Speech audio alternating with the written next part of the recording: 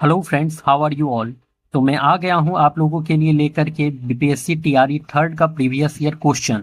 तो आज हमारा बीपीएससी टीआरई थर्ड का जो प्रीवियस ईयर कंप्लीट हो जाएगा और हम लोग जो कल करेंगे वो करेंगे बीपीएससी टीआरई थर्ड का जो री एग्जाम हुआ था उसके प्रीवियस ईयर क्वेश्चन हम लोग कल करेंगे। ओके। और जैसा कि मैंने आपको पहले ही बताया है कि आपको इसमें जो है डिटेल डिस्कशन देखने को नहीं मिलेगा, ठीक है। तो चलिए हम लोग अपने क्लास की शुरुआत करते हैं। तो हमारा फर्स्ट क्वेश्चन है, पटना कॉलेज का कब स्थापित हुआ? 1861, 1865, 1863, उपर्युक्त में से एक से अधिक, उपर्युक्त में से कोई नहीं। तो पटना कॉलेज ये वीवीआई टाइप का क्वेश्चन है, क्योंकि एक क्वेश्चन जो है इस टाइप में देखने को आपको मिल ही रहा है, ठीक है। तो ये बेहद इंपॉर्टेंट हो जाता है आपके टीआरई फोर्थ के एग्जाम के लिए, ठीक है। तो पटना कॉलेज जो बना था वो बना था आपके 1863 में बना था। कब बना था? 1863 में पटना कॉलेज स्थापित हुआ था, ठीक है। और अगर मंथ पूछ ले, अभी मंथ भी पूछ लिया जा रहा है, तो जनवरी 1863 में कब बना था? तो जनवरी मंथ में बना था। 1863 में जो है आपका पटना कॉलेज स्थापित हुआ था, ठीक है। एक क्वेश्चन आप लोग ये भी याद रखेंगे कि पटना महिला विश्वविद्यालय कब बना?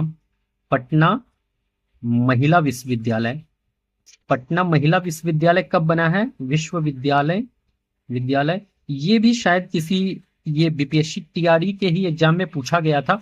मुझे एग्जैक्टली अभी याद नहीं है कि किस एग्जाम में, 1 या 2 में पूछा गया था, एग्जैक्ट याद नहीं है, बट ये पूछा गया है पटना महिला विश्वविद्यालय। और ये जो स्थापित हुआ था ये हुआ था 1940 में, ठीक है। 1940 में आपका पटना विश्वविद्यालय स्थापित हुआ था, ठीक है। और एक चीज याद रखिए, पटना हाईकोर्ट, पटना हाईकोर्ट भी आप लोग याद रख लेंगे। पटना हाईकोर्ट कब स्थापित हुआ था? क्योंकि हो सकता है कि विश्वविद्यालय भी इस बार हाईकोर्ट दे दे।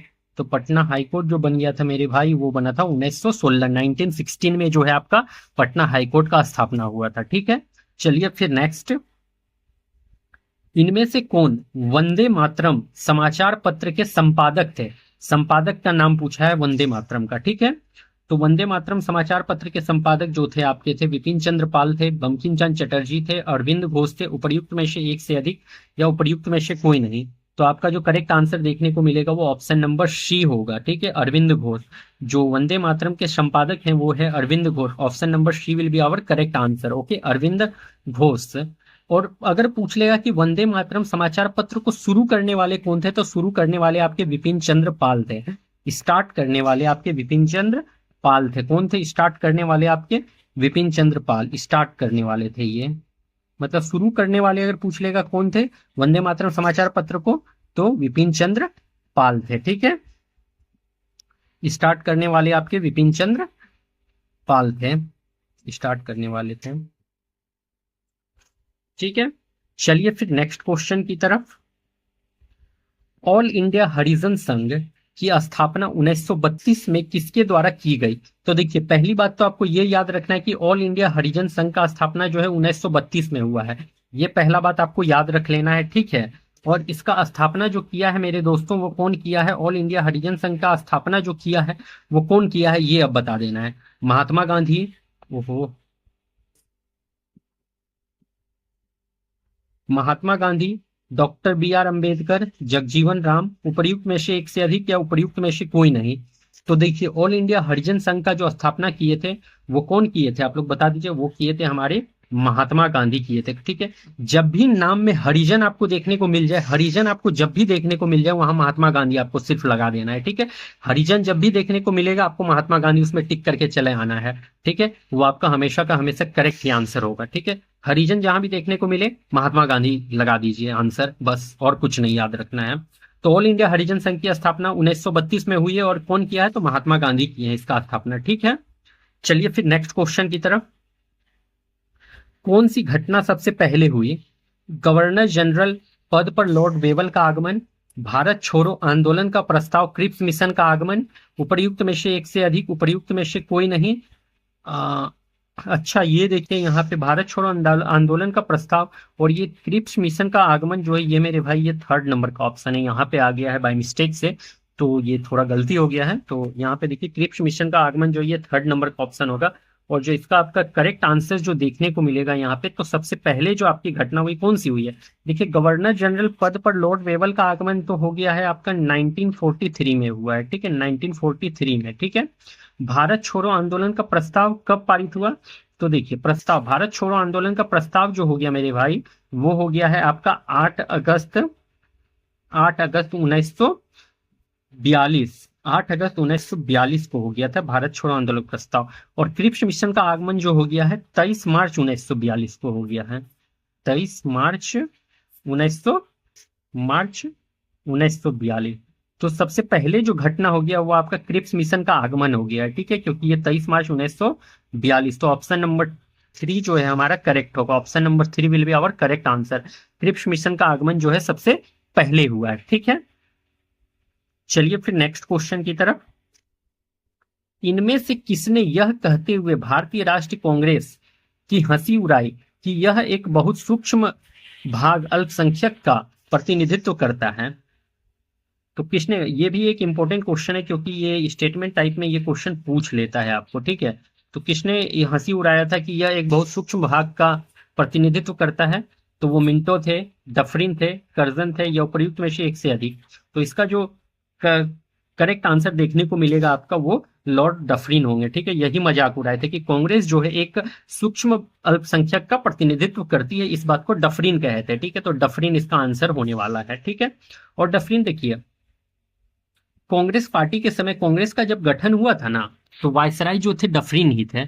कांग्रेस का जो गठन हुआ था, कांग्रेस के गठन के समय जो वायसराय थे, गठन के समय वायसराय जो थे मेरे भाई वो आपके डफरिन ही थे। कांग्रेस के गठन के समय वायसराय कौन थे? तो डफरिन ही थे, इस बात को भी आप लोग याद रखेंगे। कांग्रेस के गठन के समय वायसराय कौन थे? डफरिन थे, इस बात को भी आप लोग याद रखेंगे, ठीक है। तो वायसराय जो है आपके डफरिन थे। अच्छा, कर्जन से याद रखेंगे, बंगाल विभाजन के समय जो है आपके कर्जन थे। बंगाल विभाजन के समय वायसराय कौन थे? बंगाल विभाजन के समय जो वायसराय थे वो मेरे भाई वो कर्जन थे। बंगाल विभाजन के समय जो है वायसराय थे वो कर्जन थे। कौन थे? कर्जन थे। बंगाल विभाजन के समय वायसराय कौन थे? तो वो कर्जन थे, ठीक है। इस बात को भी आप लोग याद रखेंगे। चलिए फिर नेक्स्ट की तरफ। मुजफ्फरपुर बम कांड में किसको फांसी की सजा दी गई? अच्छा, तो पहली बात तो कि आपका मुजफ्फरपुर बम कांड हुआ कब है, इस बात को याद रखिए। तो ये जो हो गया है 30 अप्रैल 1908 को हो गया है। मुजफ्फरपुर बम कांड हुआ कब है? तो 30 अप्रैल 1908 को हुआ है। ये देखिए इंपॉर्टेंट टॉपिक आपके लिए बन जाता है, क्योंकि एक क्वेश्चन यहाँ से देखने को मिला है, तो हो सकता है टीआरई फोर्थ में भी देखने को मिले यहाँ से एक क्वेश्चन आपको। तो मुजफ्फरपुर बम कांड में किसको फांसी की सजा हुई थी, ये पूछ रहा है यहाँ पे। तो मुजफ्फरपुर बम कांड हुआ कब, पहले ये जानिए। ये जो हुआ है 30 अप्रैल 1908 को ये घटना हुआ है, ठीक ना। 30 अप्रैल 1908 को ये घटना हुआ है, इस बात को याद रखेंगे। और इसमें जो पूछ रहा है कि फांसी किसको मिला, ये पूछ रहा है। फांसी किसको हुआ है ये बात पूछ रहा है। यहाँ ध्यान से एक वर्ड देखिए, फांसी की सजा किसे हुई ये पूछ रहा है। तो वो रास बिहारी बोस, प्रफुल्ल चाकी, खुदीराम बोस, या उपयुक्त में से कोई नहीं। तो मेरे भाई जो फांसी जो हुआ था आपका, किसको हुआ था? फांसी जो लगा था वो खुदीराम बोस को लगा था। Option number C is our correct answer, okay. Khudiram Bose को फांसी लगा था। और प्रफुल्ल चाकी जो थे, प्रफुल्ल चाकी क्या किए थे? तो सुसाइड किए थे, आत्महत्या जो किए थे वो प्रफुल्ल चाकी किए थे। सुसाइड जो है आपके प्रफुल्ल चाकी कर लिए थे, ठीक है। मुजफ्फरपुर बम कांड के बाद जो फांसी जो लग गया था आपके खुदीराम बोस को लग गया था, और जो आत्महत्या किए थे, सुसाइड किए थे, वो प्रफुल्ल चाकी किए थे। इस बात को आप लोग ध्यान में रखेंगे, ठीक है। देखिए, शामिल दोनों थे आपके, प्रफुल्ल चाकी और खुदीराम बोस शामिल थे। शामिल दोनों थे, शामिल ये दोनों थे। अगर ऐसे देख लो तो यहाँ तो शामिल दोनों थे, शामिल दोनों थे, ठीक है। शामिल थे दोनों। शामिल जो आपके थे वो शामिल दोनों थे। कौन कौन शामिल थे? शामिल थे दोनों, ठीक ना, शामिल थे दोनों। प्रफुल्ल चाकी भी, खुदीराम बोस भी शामिल थे। लेकिन खुदीराम बोस को जो है इसमें फांसी लग गया है इस बम कांड में, और प्रफुल्ल चाकी जो है आत्महत्या कर ली है, ठीक है। और पूछ लेगा शामिल कौन थे, तो शामिल दोनों थे, प्रफुल्ल चाकी भी थे और खुदीराम बोस भी थे। इस बात को आप लोग याद रखेंगे, ठीक है। और मुजफ्फरपुर बम कांड में जो हुआ था आपको, किसका हत्या होने का साजिश किया था? तो किंग्स फोर्ड की हत्या का साजिश किया गया था। मुजफ्फरपुर बम कांड में जो आपका हुआ था, क्या हुआ था? किंग्स फोर्ड की हत्या का साजिश हुआ था। किंग्स फोर्ड की हत्या का साजिश हुआ था। किंग्स फोर्ड की हत्या का रचा गया था। हत्या का साजिश किया गया था। साजिश किया गया था। किंग्स फोर्ट की हत्या का साजिश किया गया था। और साजिश कौन कौन किए थे? तो आपके साजिश करने वाले में थे प्रफुल्ल चाकी और खुदीराम बोस, ठीक ना। साजिश किसके लिए किया गया था? किंग्स फोर्ट की हत्या का साजिश किया गया, और साजिश करने वाले में प्रफुल्ल चाकी और खुदीराम बोस थे, ठीक है। और खुदीराम बोस को जो है मुजफ्फरपुर बम कांड के अधीन फांसी मिला, और प्रफुल्ल चाकी जो थे वो आपके सुसाइड कर लिए थे, ठीक है। इतने बात को आप लोग ध्यान में रखेंगे। चलिए फिर नेक्स्ट क्वेश्चन की तरफ। इनमें से कौन एक अहरार आंदोलन से संबंधित नहीं थे? तो ये देखिए, एक आंदोलन से रिलेटेड क्वेश्चन आपको आपके एग्जाम में जरूर देखने को मिलेगा, ठीक है। ये इंपॉर्टेंट है क्योंकि यहाँ आंदोलन से एक क्वेश्चन आपको देखने को मिल रहा है, तो आंदोलन से संबंधित एक क्वेश्चन जरूर देखने को मिलेगा टीआरई 4 में भी, इसका मैं गारंटी दे रहा हूँ, ठीक है। तो अहरार आंदोलन से संबंधित कौन नहीं थे? नहीं को ध्यान में रखना यहाँ पे। तो मौलाना अल्ताफ हुसैन अली, मौलाना मजरूल हक, मौलाना जफर अली खां, इनमें से कोई नहीं। तो जो शामिल जो नहीं थे मेरे भाई अहरार आंदोलन से, वो आपके मौलाना अल्ताफ हुसैन अली, मौलाना अल्ताफ हुसैन अली जो है आपके अहरार आंदोलन से संबंधित नहीं थे, ठीक है। तो कौन संबंधित नहीं थे? तो Maulana Altaf Hussain Ali will be our correct answer, ठीक है। और देखिए मौलाना जो मजरूल हक है और मौलाना जफर अली खान, ये दोनों तो अहरार आंदोलन से संबंधित हैं। मौलाना मजरूल हक और मौलाना जफर अली खान जो हैं वो अहरार आंदोलन से संबंधित थे, ठीक है, लेकिन मौलाना अल्ताफ हुसैन अली संबंधित नहीं थे, ठीक है।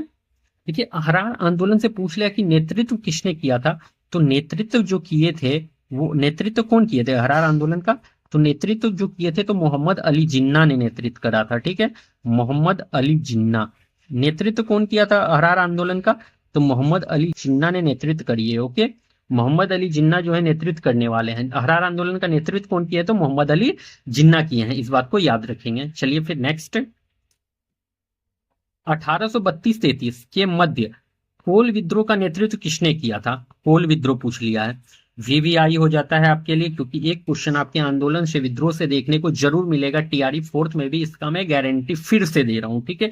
विद्रोह से या फिर आंदोलन से रिलेटेड जो है एक एक क्वेश्चन श्योर है आपके टीआरई 4th के लिए, इसको लिख लीजिए, 100% श्योर है, ठीक है। तो इसका देखिए आपके कोल विद्रोह का नेतृत्व कौन किए थे? देजे नारायण, नारायण राय, सिद्धू कानू, इनमें से कोई नहीं। तो कोल विद्रोह जो मेरे भाई किए हैं, कौन किए हैं बताइए, बताइए कौन किए हैं कोल विद्रोह? तो मेरे भाई आपके देजे नारायण किए हैं कोल विद्रोह? तो नहीं। नारायण राय किए हैं? तो नहीं। सिद्धू कानू किए हैं? कर दिए होंगे, बता दो बता दो, किए हैं क्या सिद्धू कानू? तो नहीं मेरे भाई, सिद्धू कानू भी कोल विद्रोह नहीं किए। तो किया कौन है? तो यहाँ पे जो करेक्ट आंसर होगा इनमें से कोई नहीं। Option number D will be our correct answer. तो कोल विद्रोह का नेतृत्व करा किसने है?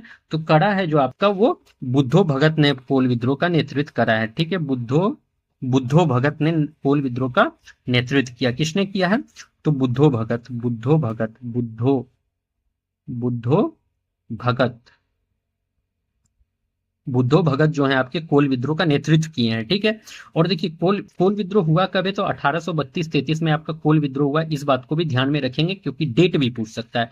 1832-33 में कोल विद्रोह हुआ है, और कौन नेतृत्व किया है? तो बुद्धो भगत नेतृत्व किए हैं, ठीक है। इतना बात को आप लोग ध्यान में रखिए। और सिद्धू कानू कौन किए, क्या किए थे? तो सिद्धू कानू जो किए थे वो संथाल विद्रोह का नेतृत्व किए थे। संथाल विद्रोह, संथाल विद्रोह का नेतृत्व कौन किए हैं? तो संथाल विद्रोह का नेतृत्व जो आपके सिद्धू कानू किए हैं, ठीक है। इस बात को भी याद रखेंगे।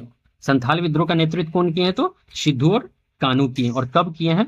तो 1855-56 में आपका संथाल विद्रोह हुआ था। डेट भी याद जरूर रखना है क्योंकि डेट भी पूछ लेता है। 1855-56 में आपका संथाल विद्रोह देखने को मिला था, ठीक है। तो 1855-56 संथाल विद्रोह, और कौन नेतृत्व किए हैं? तो सिद्धू कानू किए हैं, ठीक है। इतना बात को आप लोग ध्यान में रखेंगे। चलिए फिर नेक्स्ट क्वेश्चन की तरफ। किस वर्ष बाबू कुंवर सिंह का देहांत हुआ? इंपॉर्टेंट क्वेश्चन, मतलब टिक कर लो, लिख लो कि श्योर है टीआरई 4th में आना ही आना है, तय है ये क्वेश्चन क्या आएगा टीआरई 4th में, ठीक है। तो कुंवर सिंह से एक क्वेश्चन फिक्स है टीआरई 4th के लिए, वीवीआई टॉपिक हो जाता है बाबू कुंवर सिंह, ठीक ना। तो बाबू कुंवर सिंह का देहांत हुआ कब? 1857, 1858, उपयुक्त में से एक से अधिक, या 1907? तो जो देहांत हो गया मेरे भाई वो आपके हो गया है कुंवर सिंह जो का मृत्यु जो हुआ है 1858 में हो गया, ठीक है। कब हुआ है? 1858, ऑप्शन नंबर बी, ठीक है, 1858। अब डेट पूछ ले तो 26 अप्रैल 1858 आप लोग याद रखिए, 26 अप्रैल 1858, क्योंकि अभी मंथ का ट्रेंड चल गया है कि मंथ पूछ ले रहा है बीपीएससी कि किस मंथ में कौन सा घटना हुआ। तो हो सकता है कि आपको पूछ ले कि बाबू कुंवर सिंह का देहांत किस महीने में हुआ था, तो मंथ भी याद रखना है आपको, ठीक है, क्योंकि ऐसा भी पूछ रहा है, ऐसा ट्रेंड में ला दिया बीपीएससी कि मंथ जरूर पूछ रहा है। तो हो सकता है बाबू कुंवर सिंह का देहांत किस मंथ में हुआ, तो आप लोग नहीं बता पाएंगे, इसलिए मंथ के साथ पढ़िए। तो अप्रैल में हुआ था, कब? 26 अप्रैल 1858 में बाबू कुंवर सिंह का देहांत या मृत्यु हुआ है, ठीक है, इस बात को याद रखेंगे, 26 अप्रैल 1858, ठीक है। अब और इनका जन्म भी आप लोग याद रख सकते हैं। जन्म बाबू कुंवर सिंह का कब हुआ था? जन्म जन्म जो बाबू कुंवर सिंह का हो गया है, जन्म हो गया है 1777 में। 1777 में बाबू कुंवर सिंह का जन्म हुआ है। इस बात को भी आप लोग जरूर याद रखेंगे, ठीक है, जरूर याद रखेंगे आप लोग। और ये नेतृत्व कहाँ से किए थे 1857 का? तो जगदीशपुर से किए थे। कहाँ से नेतृत्व किए थे बाबू कुंवर सिंह 1857 की क्रांति का?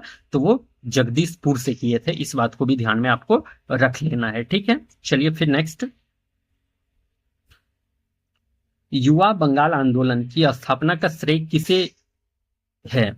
तो युवा बंगाल आंदोलन, इसको अब आपका यंग बंगाल आंदोलन भी पूछ सकता है, युवा बंगाल आंदोलन या यंग बंगाल आंदोलन कुछ भी करके पूछ सकता है। तो स्थापना का श्रेय किसे है?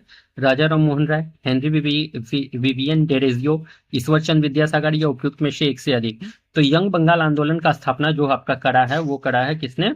तो हेनरी विवियन डेरेजियो ने। Option number B will be our correct answer. Henry Vivian Derozio young Bengal आंदोलन का स्थापना किया है, ठीक ना। चलिए फिर नेक्स्ट, इस तिथि को क्लीमेंट एटली ने घोषणा की कि जून 1948 तक ब्रिटिश भारत को छोड़ देगा। कब तक? जून 1948 तक ब्रिटिश भारत को छोड़ देगा। तो इसका घोषणा कब किया था? 10 जनवरी 1947, 20 जनवरी 1947, 20 फरवरी 1947, उपर्युक्त में से एक से अधिक, उपर्युक्त में से कोई नहीं। तो क्लीमेंट एटली घोषणा किए थे कि जून 1948 तक जो है ब्रिटिश जो है वो भारत को छोड़ देगा। उसका घोषणा कब किए थे? तो वो घोषणा कर दिए थे आपका 20 फरवरी 1947 को। देख रहे हैं कैसा क्वेश्चन बीपीएससी पूछा है। अभी बोले थे ना हम कि डेट मतलब मंथ से भी क्वेश्चन पूछ दे रहा है, और देखिए यहाँ पे कब किया था, 20 फरवरी 1947। इतना क्लोज ऑप्शन है, समझ रहे हैं ना किस तरह से क्वेश्चन पूछ रहा है। तो पहले ट्रेंड को समझिए कि बीपीएससी पूछ कैसे रहा है। तो अब जो है ट्रेंड बदल दिया है, मंथ के साथ पूछ रहा है, डेट के साथ पूछ रहा है। तो उस तरह से पढ़ना होगा ताकि हमारा क्वेश्चन कोई भी ना छूटे हमारे एग्जाम में, ठीक है। तो 20 फरवरी 1947 को घोषणा किया था, ठीक ना, 20 फरवरी 1947 को घोषणा किया था, ठीक है। चलिए फिर नेक्स्ट, किस वर्ष बिहार को बंगाल से अलग किया गया था? बिहार को बंगाल से अलग किया गया 1909, 1905, 1907, उपर्युक्त में से एक से अधिक, उपर्युक्त में से कोई नहीं। 1909 तो नहीं होना है। 1905 होगा क्या? नहीं। क्या बोल रहा है? बिहार को बंगाल से अलग किया गया 1905 नहीं, 1907 नहीं। तो किया कब गया है? किस वर्ष बिहार को बंगाल से अलग किया गया? देखो, फैसला जो हुआ था 1911 में, जो आया था फैसला आया था, ठीक है, फैसला जो आया था 1911 में आया। बंगाल को बिहार से अलग करने का फैसला जो आया 1911 में फैसला आया। लेकिन यह क्या पूछ रहा है? बिहार को बंगाल से अलग किया गया कब? तो अलग जो मेरे भाई वो 1912 में अलग किया गया। अलग कब किया गया? तो 1912 में अलग किया गया। फैसला तो 1911 में आया, लेकिन अलग कब किया गया? 1912 में अलग किया गया। तो यहाँ पे ये फैसला वाला आपको आंसर नहीं देना है। तो यहाँ पे आंसर जो होगा उपर्युक्त में से कोई नहीं देखने को मिलेगा आपको। ऑप्शन नंबर ई। देखिए यहाँ पे आपको फैसला आया वाला आंसर नहीं देना है। यहाँ पे क्या पूछा? बिहार को बंगाल से अलग किया गया। तो अलग कब किया गया? 1912 में अलग किया गया, ठीक ना। लेकिन फैसला जो इसका आया था वो 1911 में ही आ गया था। तो यहाँ पे 1912 आपका करेक्ट आंसर होने वाला है, ठीक है। लेकिन अगर यहाँ पूछ लेता कि फैसला कब आया तो 1911 आप देते थे, ठीक है। इतना बात समझ में आ गया। चलिए फिर नेक्स्ट क्वेश्चन की तरफ। निम्नलिखित में से भारत छोड़ो आंदोलन 1942 का मुख्य कारण क्या था? एक बात अब याद रख लिए, भारत छोड़ो आंदोलन कब हुआ है? तो 1942। डेट एक याद हो गया। भारत छोड़ो आंदोलन कब हुआ? तो 1942। 1942 ये बात आपको याद हो गया, ठीक है। तो इसका मुख्य कारण क्या था बताइए आप लोग? गांधी इरविन समझौता, क्रिप्स मिशन की असफलता, द्वितीय विश्व युद्ध के हानिकारक प्रभाव, उपर्युक्त में से एक से अधिक या उपर्युक्त में से कोई नहीं। तो यहाँ जो आपका करेक्ट आंसर देखने को मिलेगा वो देखने को मिलेगा उपर्युक्त में से एक से अधिक। करेक्ट आंसर जो हमारा डी देखने को मिलेगा। क्या होगा? करेक्ट आंसर डी, उपर्युक्त में से एक से अधिक देखने को आपको मिलेगा इसका, ठीक है। अब एक चीज आप लोग ये याद रखिए कि गांधी इरविन समझौता कब हुआ था। तो गांधी इरविन समझौता जो हुआ था वो 5 मार्च 1931 को हुआ। गांधी इरविन समझौता कब हुआ, देखिए डेट पूछ लेता है, ठीक ना, इसलिए याद रखिए डेट को भी। तो गांधी इरविन समझौता कब हुआ, तो 5 मार्च 1931 को गांधी इरविन समझौता हुआ था, ठीक ना। और तो इसका आंसर आपको क्या देखने को मिलेगा, उपयुक्त में से एक से अधिक, ठीक है, ऑप्शन नंबर डी, ठीक है। चलिए फिर नेक्स्ट क्वेश्चन की तरफ। हिंदी भारत के संघ की राजभाषा होगी, ऐसा संविधान निर्मात्री सभा की किस समिति द्वारा सितंबर 1949 में निर्णित कर दिया गया था, ठीक है, किसके द्वारा, प्रारूप समिति द्वारा, सर्वोच्च न्यायालय पर समिति द्वारा, नियम तथा प्रक्रिया समिति द्वारा, या इनमें से कोई नहीं। तो यहाँ जो आपका करेक्ट आंसर देखने को मिलेगा मेरे दोस्तों, वो आपका मिलेगा क्या, प्रारूप समिति। प्रारूप समिति के द्वारा ये निर्णय किया गया था, ठीक है। तो option number A will be our correct answer, प्रारूप समिति के द्वारा, ठीक है। और प्रारूप समिति के अध्यक्ष कौन थे, तो अध्यक्ष थे आपके बी आर अम्बेडकर। प्रारूप समिति के अध्यक्ष कौन थे, तो अध्यक्ष थे आपके बी आर अम्बेडकर। प्रारूप समिति के अध्यक्ष कौन थे, तो बी आर अम्बेडकर थे, अम्बेडकर। प्रारूप समिति के अध्यक्ष अगर पूछ ले कौन थे, तो बी आर अम्बेडकर थे। और प्रारूप समिति में सदस्य कितने होते थे, मेंबर 7 मेंबर होते थे टोटल। प्रारूप समिति में टोटल मेंबर कितने थे, तो 7 मेंबर थे टोटल, ठीक ना, 7 मेंबर। प्रारूप समिति में कितने मेंबर टोटल, तो 7 मेंबर टोटल होते थे, ठीक ना। चलिए फिर नेक्स्ट क्वेश्चन की तरफ। निम्नलिखित में से भारतवर्ष में विधि की शून्यता का कौन सा पहलू पाया जाता है। एक शून्य विधि को संवैधानिक संशोधन के माध्यम से राज्य द्वारा पुनर्जीवित पुनर्जीवित पुनर्जीवित अच्छा, यहाँ कुछ लग रहा है छूटा है यहाँ पे। अच्छा, लेट में चेक, कुछ चेक करने दो जरा क्या छूटा है। इट पुनर्जीवित, अच्छा हाँ, किया जा सकता है, यहाँ पे था किया जा सकता है, किया जा सकता है, ठीक है, ये था यहाँ पे। दूसरा बात था, न्यायपालिका विवादित कार्यपालिका या विधायी उपायों को पूर्णतः या उसके भाग को शून्य घोषित कर सकता है। एक संविधि पूर्णतः या आंशिक रूप से शून्य घोषित की जा सकती है, या उपर्युक्त में से एक से अधिक।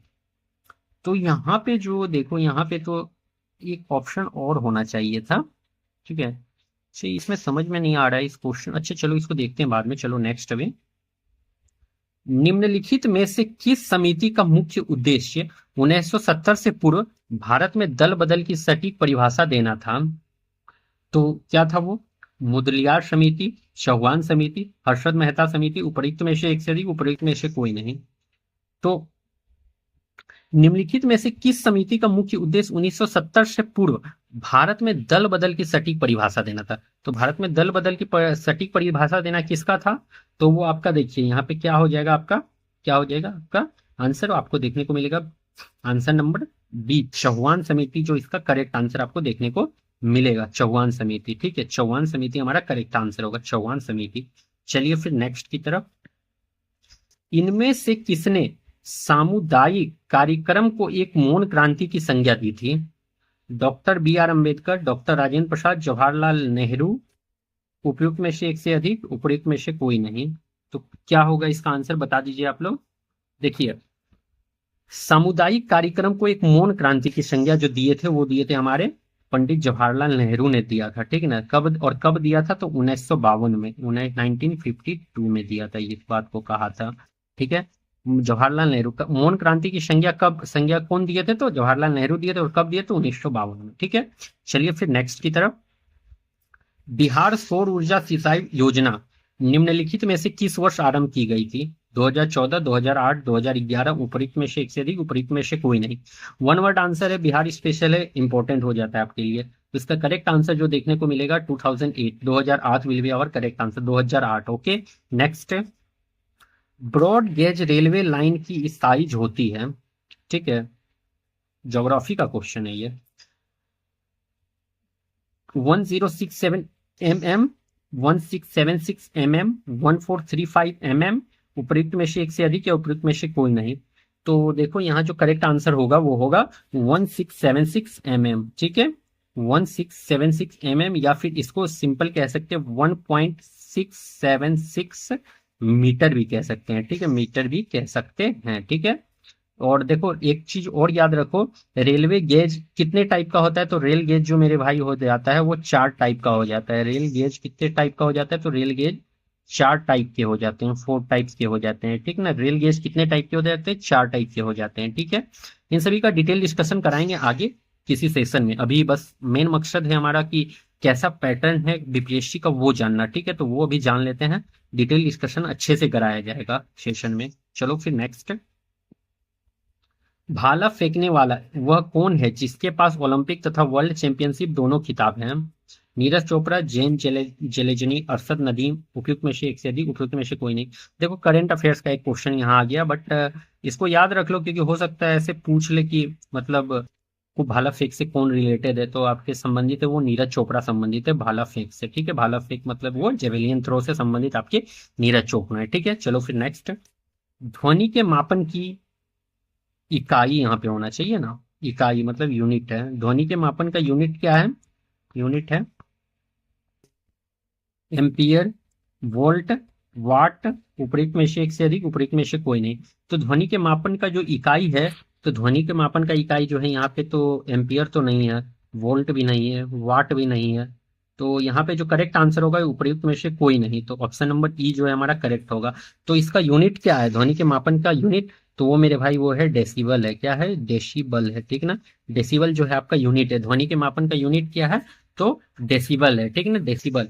और देखिए ध्वनि के मापन का यूनिट जो है डेसिबल, और इसका फ्रीक्वेंसी किसमें मापा जाता है, और फ्रीक्वेंसी जो मापा जाता है वो हर्ट्ज में मापा जाता है। फ्रीक्वेंसी, ध्वनि का फ्रीक्वेंसी किसमें मापा जाता है, तो हर्ट्ज में मापा जाता है।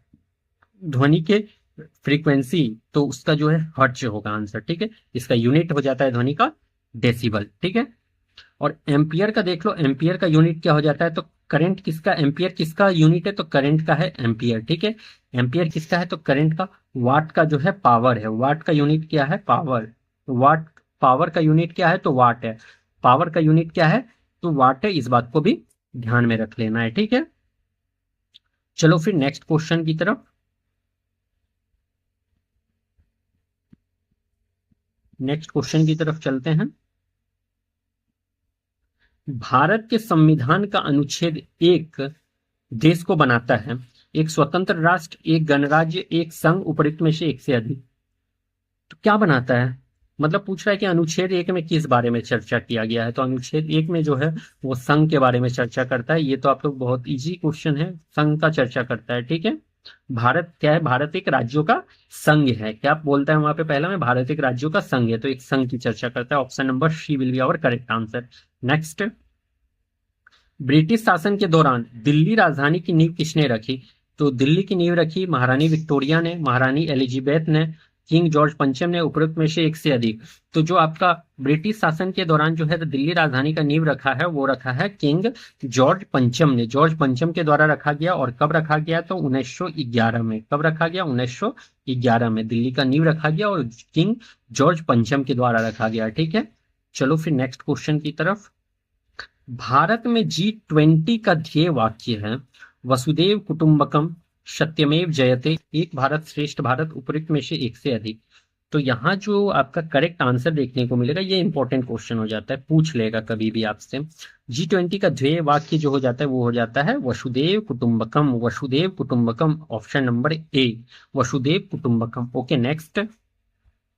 भारतीय मुद्रा के किस नोट के पीछे की और मंगलयान का चित्र मुद्रित है, ठीक है। 2000 रुपए के नोट पर, 50 रुपए के नोट, 10 रुपए के नोट, उपयुक्त में से एक से अधिक, उपयुक्त में से कोई नहीं। तो देखो मंगलयान का जो चित्रित है वो किसमें है मुद्रित है, तो वो 2000 रुपए के नोट पर मुद्रित है। मंगलयान का जो है 2000 के नोट पर मुद्रित है। तो चलो फिर नेक्स्ट। अच्छा खत्म हो गया हमारा टीआरई थर्ड का क्वेश्चन, ठीक है। तो आज देखो हमारा जो है टीआरई थर्ड का जो एग्जाम हुआ था उसका सारा क्वेश्चन यहाँ पे खत्म हो गया है, ठीक ना। और जो हम लोग कल जो करेंगे, कल हम लोग जो करने वाले हैं वो टीआरई थर्ड का जो री एग्जाम हुआ है उसका कल हम लोग प्रीवियस ईयर क्वेश्चन करेंगे, ठीक है। कल जो है टीआरई थर्ड का जो री एग्जाम हुआ है उसका प्रीवियस ईयर क्वेश्चन हम लोग करने वाले हैं, ठीक है। तो चलो आई होप कि आप लोगों को मेरा क्लास पसंद आया होगा। अगर पसंद आया हो तो क्लास को लाइक और शेयर जरूर कर देंगे, और साथ में ही मेरे चैनल को सब्सक्राइब जरूर कर देंगे, क्योंकि एक बात जानते हैं कि चैनल को मेरे सब्सक्राइब करेंगे तो मुझे मोटिवेशन मिलेगा, और मोटिवेशन जब मुझे मिलेगा तो मैं आप लोगों के लिए और बेहतर करना चाहूंगा, ठीक है। और आप लोगों को कंटेंट हम अच्छा से बना के देंगे और बेहतर कंटेंट बना के देंगे, जिससे कि आप लोगों को भी आपके बीपीएससी टीआरई थर्ड में इजिली किसी भी चीज को क्रैक करना हो, ठीक है। तो चलिए फिर हम लोग मिलते हैं अपने किसी नेक्स्ट वीडियो में, तब तक के लिए थैंक यू।